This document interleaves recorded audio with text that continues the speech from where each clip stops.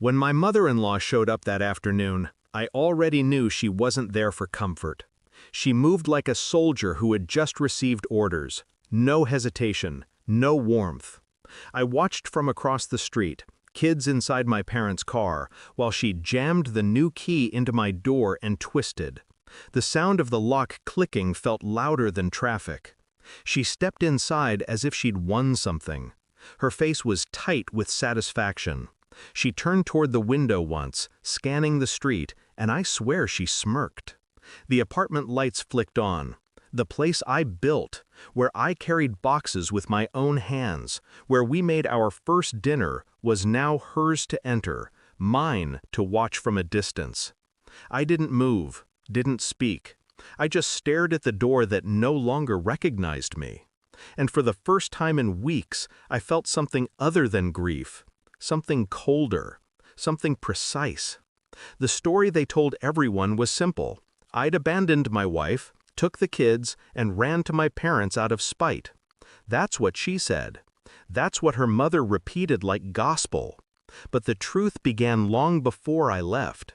It started with her phone face down on the counter. The late-night texts that lit the screen anyway. The way she started saying my name less and saying nothing more. At first, I convinced myself I was imagining it. Stress, work, distance. But every time she smiled at her phone, I saw it. The slight lift of the corner of her mouth that used to belong to me. Then came the lie that didn't fit. She said she was meeting her mother for lunch. Her mother called that afternoon to ask if she'd made it to the doctor.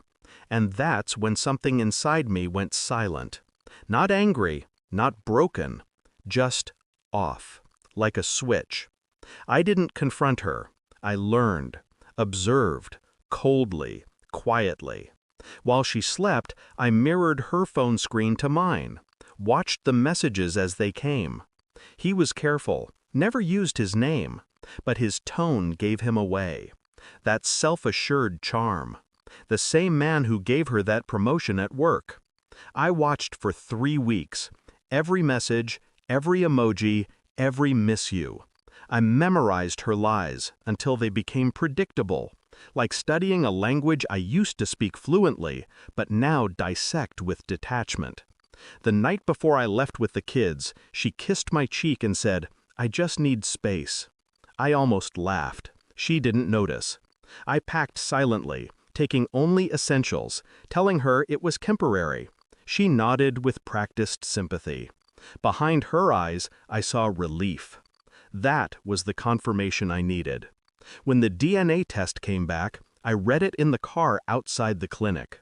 My hands didn't shake. My breathing didn't change. It wasn't about love anymore. It was math. Percentages. Probabilities. 2 results. 2 different fathers. I looked at my reflection in the windshield and didn't recognize the eyes looking back. That night, I sent her mother the report. No words, no explanation. I just attached the document and pressed send. 10 minutes later, her phone lit up with calls. I didn't answer. By morning, she was gone from the apartment. Her mother took her in.